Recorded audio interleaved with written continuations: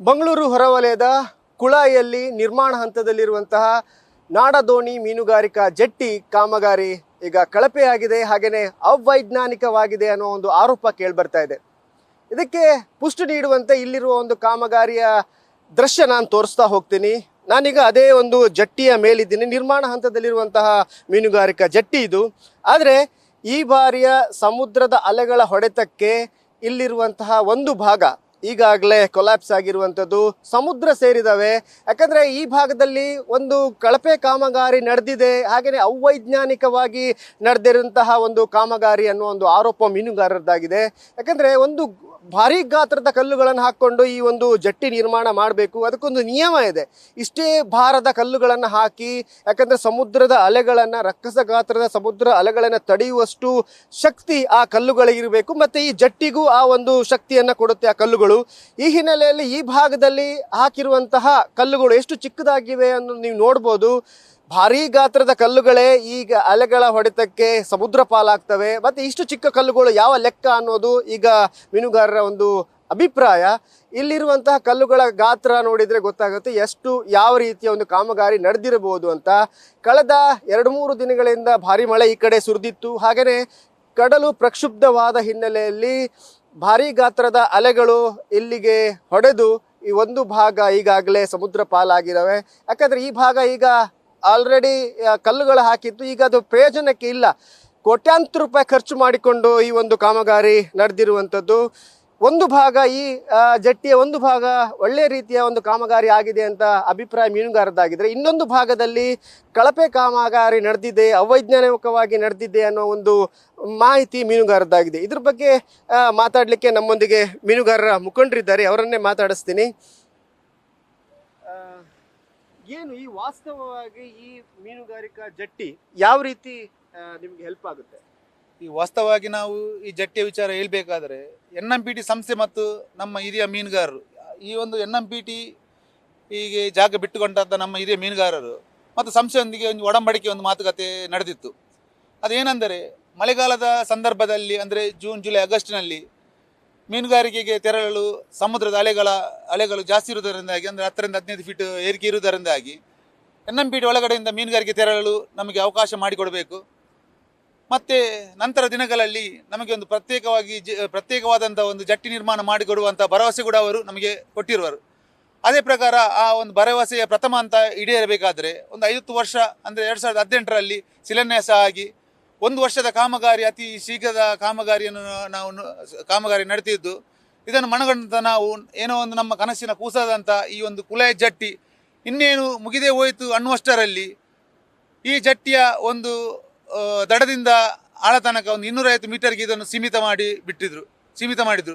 ಹೀಗಿರುವಾಗ ನಮ್ಮ ಬೇಡಿಕೆ ಏನೆಂದರೆ, ಈಗ ಈ ಒಂದು ಜಟ್ಟಿ 184 ಕೋಟಿ ರೂಪಾಯಿ ವೆಚ್ಚದಲ್ಲಿ ಆಗ್ತಾ ಇರುವಂಥದ್ದು, ಆದರೆ ಒಂದು ಭಾಗ ಈಗಾಗಲೇ ಕುಸಿದು ಬಿದ್ದಿದೆ. ಹೌದು, ನಾವು ನೋಡಿರ್ಬೋದು. ಈಗ ಈ ಒಂದು ಭಾಗ ಕುಸಿದಿರುವಂಥದ್ದು, ಇದನ್ನು ನಾವು ಕಳಪೆ ನಾವು ಅನ್ನೋದಕ್ಕಿಂತಲೂ ನೀವೇ ಅದರ ಬಗ್ಗೆ ನೀವು ಈಗ ಚಿತ್ರೀಕರಣ ಮಾಡಿರುವಿರಿ ನೀವು.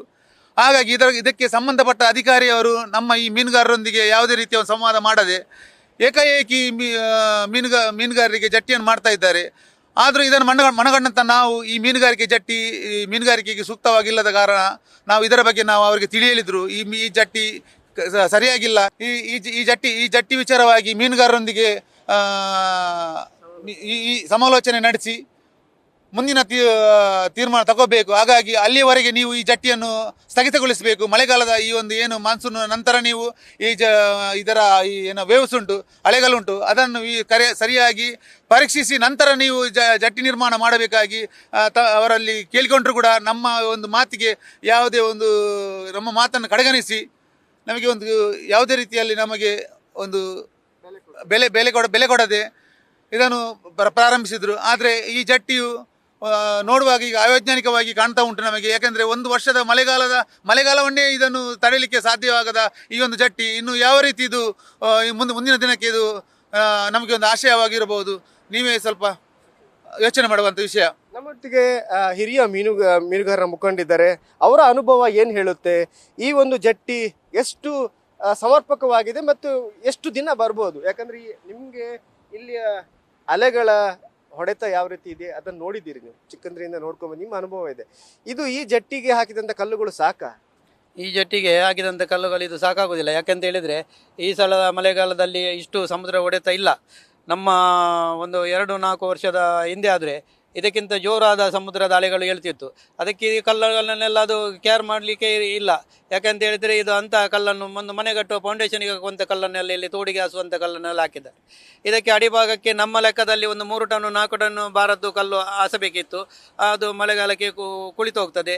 ಮಾತ್ರವಲ್ಲದೆ ನಮಗೆ ಈ ಬಂದರಲ್ಲಿ ಇನ್ನು ಮುಂದಿನ ಒಂದಕ್ಕೆ ಮೀನುಗಾರಿಕೆ ಮಾಡೋದಕ್ಕೆ ಇದು ಸಮಸ್ಯೆ ಅಲ್ಲ. ಯಾಕೆಂತ ಹೇಳಿದರೆ ಈ ನೇರ ಹೋಗಬೇಕಾದಂಥ ಬ್ರೇಕ್ ವಾಟರ್ ನಮಗೆ 250 ಮೀಟ್ರಲ್ಲಿ ನಿಲ್ಲಿಸಿದ್ದಾರೆ. ಇದು 250 ಮೀಟ್ರ್ ಅಲ್ಲ, 6 ಬಾರಿ ಒಂದು 720 ಮೀಟ್ರ್ ಸಮುದ್ರದ ದಡಕ್ಕೆ ಹೋಗಿದೆ. ಆದುದರಿಂದ ಇದನ್ನು ಇನ್ನೊಂದು 500 ಮೀಟರ್ವರೆಗೆ ನಮ್ಮನ್ನು ಏರಿಸಿಕೊಡಬೇಕು. ಇದನ್ನು ಇಲ್ಲಲ್ಲಿ ನಮ್ಮ ಒಂದು ಸ್ಥಳೀಯ ಮೀನುಗಾರರು ಒಂದು ಒಳ್ಳೆಯ ರೀತಿಯಲ್ಲಿ ಮೀನುಗಾರಿಕೆ ಮಾಡುವಂಥ ಜಟ್ಟಿಯನ್ನು ನಿರ್ಮಾಣ ಮಾಡಿಕೊಡಬೇಕಂತ ನಾವು ಸರ್ಕಾರಕ್ಕೆ ತಿಳಿ ಹೇಳೋದು. ನಿಮ್ಮ ಈಗ ಒತ್ತಾಯ ಏನು? ಈ ಇದನ್ನು ಈಗನೇ ಸ್ಥಗಿತ ಮಾಡಬೇಕಾ ಹೇಗೆ? ಮತ್ತೆ ಇಲ್ಲಿ ಈ ಕಲ್ಲುಗಳು ಈಗ ಏನು ಕುಸಿದು ಬಿದ್ದಿದ್ದಾವೆ ಅದನ್ನು ತೆರವು ಮಾಡ್ಬೇಕು, ಯಾಕಂದ್ರೆ ಇಲ್ಲದಿದ್ದರೆ ಅದು ತುಂಬಾ ಡೇಂಜರ್ ಅಲ್ವಾ ಮೀನುಗಾರಿಕೆಗೆ? ಖಂಡಿತವಾಗಿ ಈ ಕಲ್ಲನ್ನು ತೆರವು ಮಾಡಬೇಕು ಮೊದಲನೇದಾಗಿ. ಎರಡನೇದಾಗಿ ಅವೈಜ್ಞಾನಿಕ ಕಾಮಗಾರಿ, ಕಳಪೆ ಕಾಮಗಾರಿ. ಮುಂದಿನ ದಿನಗಳಲ್ಲಿ ಈ ಜಟ್ಟಿಯನ್ನು ಮಾಡುವಾಗ ಮೀನುಗಾರರ ನಮ್ಮನ್ನು ವಿಶ್ವಾಸಕ್ಕೆ ತಗೊಳ್ಬೇಕು. ಅಲ್ಲದೆ ಮುಂದಿನ ಬಾರಿ ಇವರು ಕಾಮಗಾರಿಯನ್ನು ಶುರು ಮಾಡುವಾಗ ನಮಗೆ ಅವರು ತಿಳಿಸದೆ ಮಾಡಿದರೆ ನಾವು ಉಳ್ಳಾಲ ಬೆಂಗ್ರೆಯಿಂದ ಸಸಿತ್ಲು ತನಕ ಯಜಮಾಡಿ ತನಕ ನಾವು ಖಂಡಿತವಾಗಿ ಉಗ್ರ ಪ್ರತಿಭಟನೆ ಮಾಡ್ತೇವೆ. ಇಲ್ಲಿ ನಡೆಯುವ ಯಾವುದೇ ಸಾವು ನೋವಿಗೆ ಖಂಡಿತವಾಗಿ ಸರ್ಕಾರ ನೇರೆ ಹೊಣೆ ಆಗ್ತದೆ ಅಂತ ಮಾಧ್ಯಮ ಮುಖಾಂತರ ನಾವು ವಿನಂತಿ ಮಾಡ್ತೇವೆ. ಇದು ಮೀನುಗಾರರ ಮುಖಂಡರ ಒಂದು ಮಾತು. ಈ ಒಂದು ಕಾಮಗಾರಿಯನ್ನು ಈಗಾಗಲೇ ಸ್ಥಗಿತ ಮಾಡಬೇಕು. ಹಾಗೆಯೇ ಇಲ್ಲಿರುವಂತಹ ಕಲ್ಲುಗಳನ್ನು ತೆರವು ಮಾಡಿಕೊಂಡು 250 ಮೀಟರ್ಗಿದ್ದಂತಹ ಈ ಒಂದು ಏನು ಸ್ಟ್ರೆಚ್ ಇದೆ ಅದನ್ನು 500 ಮೀಟರ್ಗೆ ಸ್ಟ್ರೆಚ್ ಮಾಡಬೇಕು ಅನ್ನೋ ಒಂದು ಒತ್ತಾಯ ಇಲ್ಲಿಯ ಮೀನುಗಾರದ್ದಾಗಿದೆ. ಮತ್ತು ಒಂದು ವೇಳೆ ಈ ಕಾಮಗಾರಿ ನಡಿಬೇಕಾದ್ರೆ ಮೀನುಗಾರರ ಮುಖಂಡರ ಒಂದು ಅಭಿಪ್ರಾಯವನ್ನು ಕೂಡ ಸಂಗ್ರಹ ಮಾಡಬೇಕು. ನಾಡದೋಣಿ ಮೀನುಗಾರರ ಅಭಿಪ್ರಾಯ ಕೂಡ ಸಂಗ್ರಹ ಮಾಡಬೇಕು. ಒಂದು ವೇಳೆ ಅವರನ್ನು ವಿಶ್ವಾಸಕ್ಕೆ ತಗೊಳ್ಳದೆ ಈ ಕಾಮಗಾರಿ ಮಾಡಿದರೆ ಉಗ್ರ ಹೋರಾಟ ಮಾಡೋ ಒಂದು ಎಚ್ಚರಿಕೆಯನ್ನು ಕೂಡ ಮೀನುಗಾರರು ನೀಡಿದ್ದಾರೆ. ಕ್ಯಾಮ್ರಾಮನ್ ಪ್ರಶಾಂತ್ ಅವರೊಂದಿಗೆ Kiran news Sirsikar, news first, Mangaluru. News first ನಿರ್ಭೀತಿಯಿಂದ ನಿಮ್ಮ ಪರವಾಗಿ.